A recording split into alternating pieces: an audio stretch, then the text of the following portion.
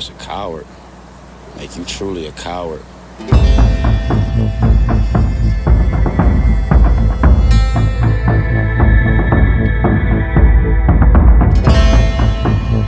She was a devoted mother, a loving friend, and someone who always put her children first. At 43 years old, Melikah Bruner was working to create a stable life for her family. But what unfolded on Hazelwood Terrace in late August of 2024 was a devastating reminder of the cracks in the systems meant to protect people like her. This is the story of Melikah Bruner, a woman who trusted the process to keep her safe. But just 5 days after her boyfriend, Walter Balcom, had his electronic monitoring removed, that trust was shattered in the most horrific way. What went wrong? How could someone with a violent past, who had already harmed Melikah and her family, be granted such a decision? And most importantly, why was this preventable tragedy allowed to happen? In this episode, we'll carefully examine the events leading up to Melikah's death, the decisions that made it possible, and the aftermath that has left a grieving family demanding answers. If you're invested in uncovering the deeper truths behind stories like this, don't forget to like, comment, and subscribe to stay updated on the cases that deserve attention. Melikah Bruner wasn't just a name, she was a force of love and strength in the lives of those who was known. At 43 years old, she was a devoted mother, a caring sister, and a friend who always put others before herself. Her life was defined by her unwavering commitment to her children, Olajuwon, Jersey, and Golden. To Melikah, her kids weren't just her priority, they were her world. Life in Rochester, New York, wasn't always easy for Melikah, but she had a way of finding joy in the small moments, whether it was helping her children with their homework or laughing together at the dinner table. Melikah created a home filled with warmth and love. Her children remember her as their greatest cheerleader, someone who encouraged them to dream big and never give up, even when things got tough. What about you? Who has been your greatest cheerleader in life? Share your thoughts in the comments, and let's take a moment to honor the people who inspire us to keep going. Raised by her mother, Agnes Bruner, Melikah grew up in a close-knit family. She was one of several siblings, LaShawn, Willie, Jerome, Natwanda, and Christy, and shared a bond with them that could withstand anything. Family gatherings were filled with laughter, good food, and stories that Melikah loved to tell.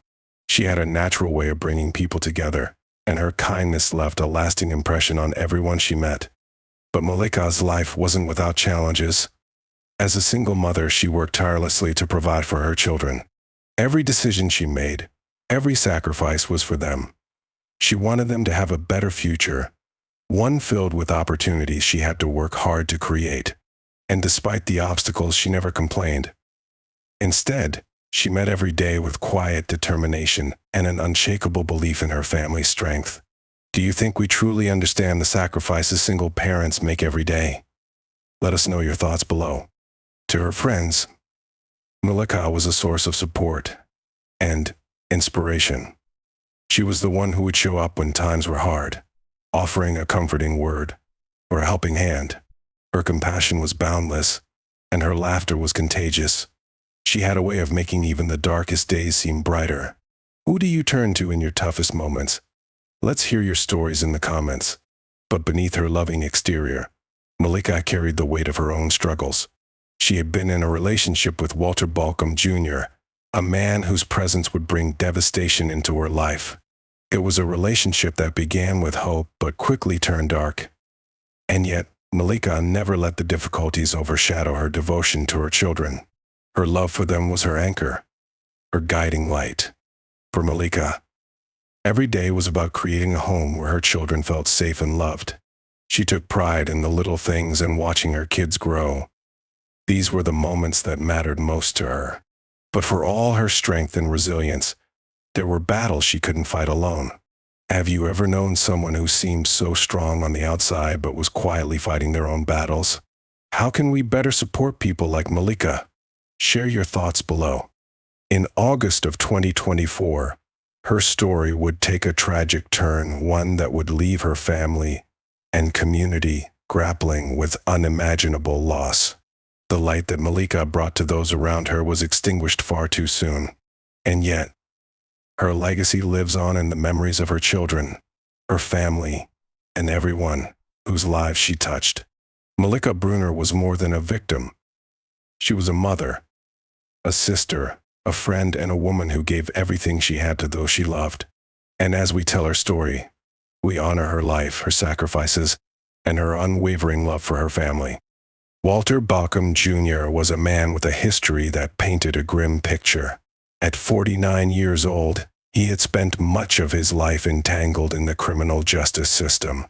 His rap sheet was extensive, including 4 felony convictions and 7 misdemeanors.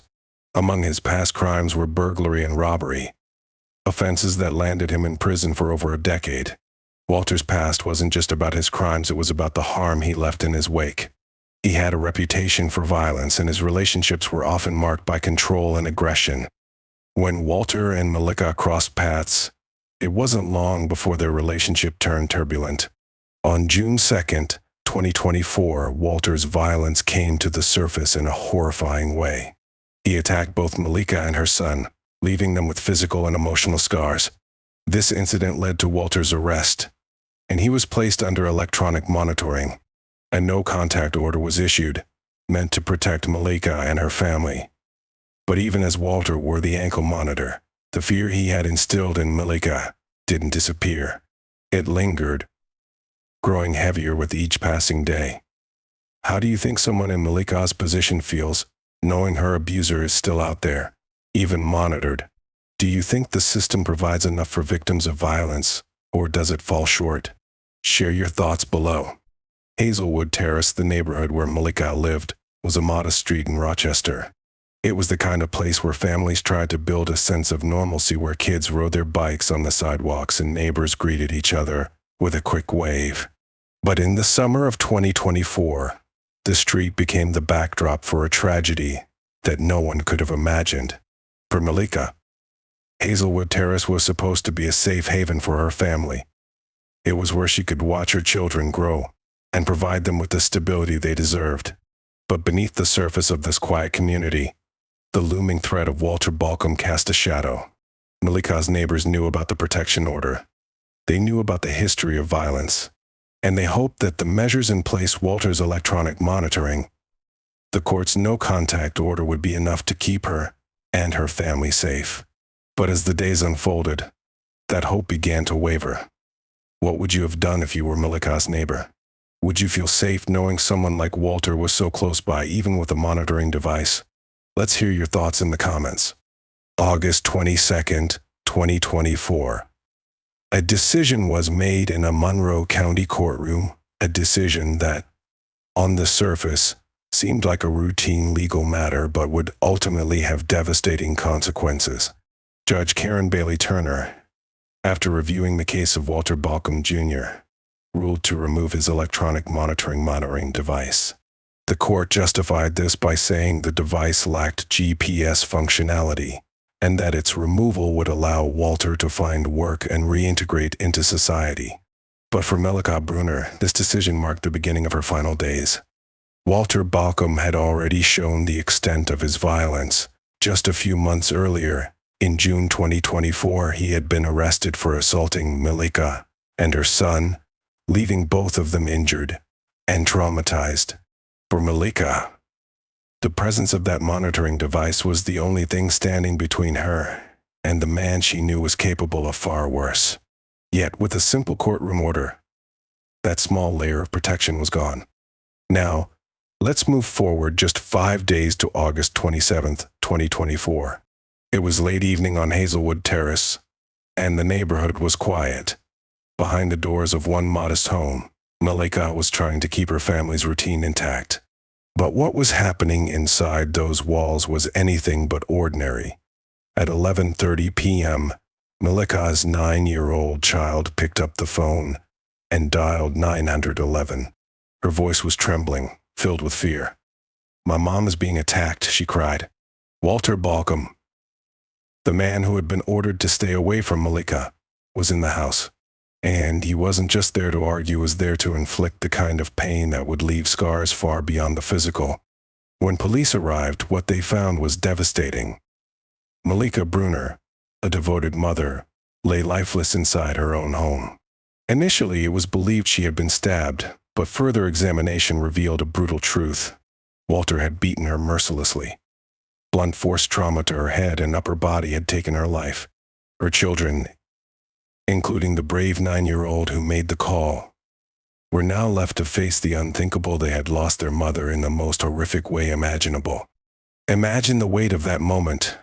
A child watching helplessly, calling for help, but knowing it might already be too late. How do you even begin to process such a tragedy? How do you explain to a child why the system that was supposed to protect their mom failed her so completely? When the Rochester Police Department began their investigation, it quickly became clear that the removal of the monitoring device was a critical turning point. Walter was no longer bound by the same restrictions. There was no real-time tracking of his movements, no way to know if he was getting too close to the woman he had already harmed. The system that was supposed to protect Melikah had failed her, and it had failed spectacularly. Detectives pieced together the timeline of that fateful night. Around 11:30 p.m., Melikah's 9-year-old daughter called 911 in a panic, her voice trembling, as she told the operator that her mother was being attacked. By the time help arrived, it was too late. Melikah had succumbed to the injuries inflicted by Walter, a man who, just days before, had been freed from even the smallest form of oversight. The investigation uncovered more than just the details of the crime. It revealed the systemic issues that had allowed it to happen. Monroe County's electronic monitoring program came under scrutiny. Officials admitted that while GPS-enabled devices were available, their use depended on specific court orders. In Walter's case, no such order had been issued. Even worse, confusion during court hearings suggested that not everyone involved fully understood the risks tied to removing his monitor. Melikah's son, Olajuwon McLemore, voiced what so many others were thinking. Standing in court, he said, "This could have been prevented." His words carried the weight of grief and frustration. For him and his siblings, the tragedy wasn't just their mother's death, it was knowing that she had been let down by a system that was supposed to protect her. Walter Balcom was arrested 6 days after the murder. He was found hiding in a home on Galusha Street, just miles from where the crime took place. His capture brought some relief to the community, but it didn't erase the questions that now loomed over this case. What's most shocking isn't just the violence, it's how preventable this tragedy could have been. What if Walter's monitor had been left in place? What if the court had recognized the danger he posed to Melikah? These are the questions that the investigation forced everyone to confront. What do you think? Should electronic monitoring programs be more strictly enforced? Should the courts have done more to protect Melikah? Share your thoughts in the comments. And if you believe these stories deserve to be heard, subscribe to the channel to ensure no voice, like Melikah's, is ever forgotten again. The courtroom was silent, but the air was heavy with the emotions of those who had come seeking justice for Melikah Bruner. Her children sat among family and supporters, their faces etched with grief. Across the room, Walter Balcom Jr., the man accused of ending Melikah's life, sat impassively, awaiting his fate. This wasn't just a trial about one man's actions, it was a reckoning for a system that had failed to protect her. The prosecution opened with a devastating timeline. They described how, just 4 days before her death, a decision had been made to remove Walter Balcom's electronic monitoring. This was a man with a history of violence, someone who had already assaulted Melikah and her son just months earlier. Yet, the court deemed that the device was unnecessary, claiming it lacked GPS functionality and hindered Walter's ability to work. That decision was supposed to give him freedom. Instead, it gave him the opportunity to destroy a family. Piece by piece, the prosecution built their case. They detailed the events of August 27, 2024, when Walter returned to Melikah's home on Hazelwood Terrace. They played the 911 call made by Melikah's 9-year-old daughter. Her small, trembling voice echoed through the courtroom. "My mom is being attacked." It was the kind of moment that sent chills down the spines of everyone present. The weight of those words, the terror in that child's voice, it was unbearable. The evidence was overwhelming.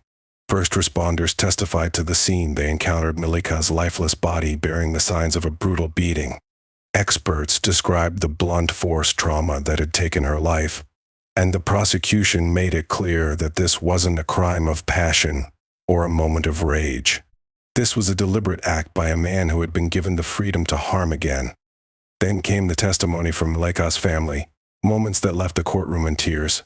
Her son, lled, took the stand. His voice cracked as he described the hole left in their lives. "My mom was everything to us," he said. "She did everything she could to protect us, but no one protected her."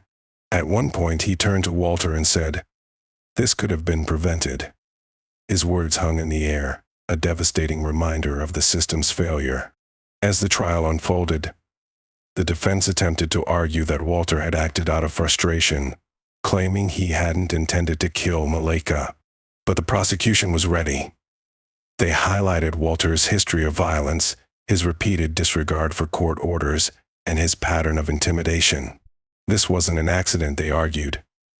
This was the culmination of a system that prioritized his freedom over her safety. The jury deliberated for hours, each minute feeling like an eternity for Melikah's family. Finally, the verdict was read, guilty of second-degree manslaughter. There was no cheering, no celebration, only a solemn acknowledgement that justice, while served, could never bring Melikah back. As the judge delivered Walter's sentence, she addressed the broader implications of the case. "This tragedy has revealed weaknesses in our system that must be addressed," she said. "We owe it to the memory of Ms. Bruner and to her family to ensure that this does not happen again." But the impact of this case didn't end in the courtroom. Outside, the community was reeling. Neighbors who had known Melikah as a loving mother and friend were left questioning how the justice system had failed her so completely. Advocates for domestic violence victims used this moment to shine a light on the limitations of electronic monitoring programs. Why weren't GPS-enabled devices standard? Why wasn't there better communication between courts and victims? Public outcry led to action. Local organizations intensified their efforts, pushing for reforms that would prioritize the safety of victims over the convenience of offenders. Plans for a family justice center in Rochester gained momentum, aiming to provide comprehensive support to survivors and their children.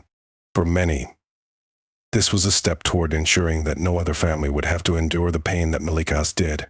lled, speaking to reporters after the trial, made a plea to everyone listening. "Hold your loved ones close," he said. "Tomorrow isn't promised. We learned that the hard way." Melikah's story became more than just a case, it became a call to action. A reminder that every decision made in a courtroom has real, lasting consequences. And as her family continues to grieve, the community carries her memory forward, demanding change in her name. What do you think? Could this tragedy have been prevented? Should there be stricter measures in place to protect victims like Melikah? Share your thoughts in the comments. And if you want to see more stories that uncover the truth behind these tragedies, don't forget to subscribe. Together, we can make sure these voices are never forgotten. The story of Melikah Bruner's tragic death doesn't end with the verdict.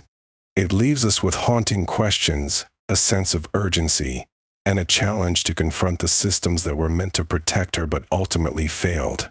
As we reflect on what happened, it's impossible to ignore the nagging thought, could this have been prevented?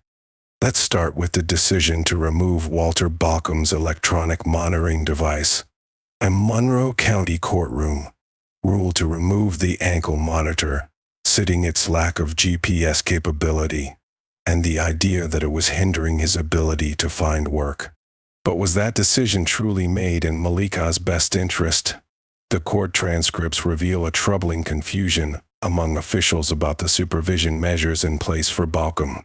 No one seemed to fully understand the implications of removing the device from a man with a documented history of violence against Melikah and her family.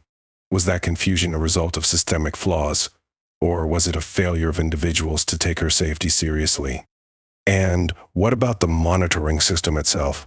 Why wasn't a GPS-enabled device issued in the first place? These devices are designed to track an offender's movements in real time, providing a layer of protection for victims like Melikah. Yet, in this case, the system fell short. The monitoring agency and the courts never implemented the more advanced measures that could have made a difference. It's a failure that forces us to ask, how many lives need to be lost before we make real changes to protect those who are most vulnerable? This tragedy highlights more than just legal oversights. It exposes a fundamental question about how our society values the safety of domestic violence victims. Melikah had already endured months of fear, suffering, and uncertainty. She trusted the system to keep her safe, and it let her down. But even in the midst of such heartbreak, there is a spark of hope.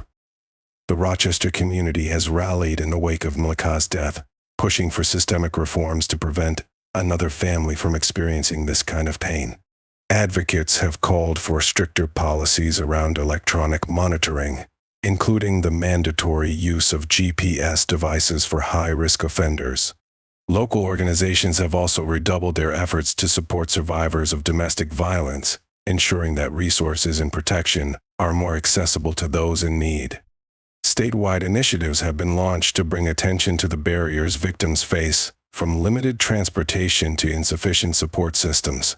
Plans for a family justice center in Rochester are underway, aiming to provide a safe space for victims and their families to receive counseling, legal aid, and protection.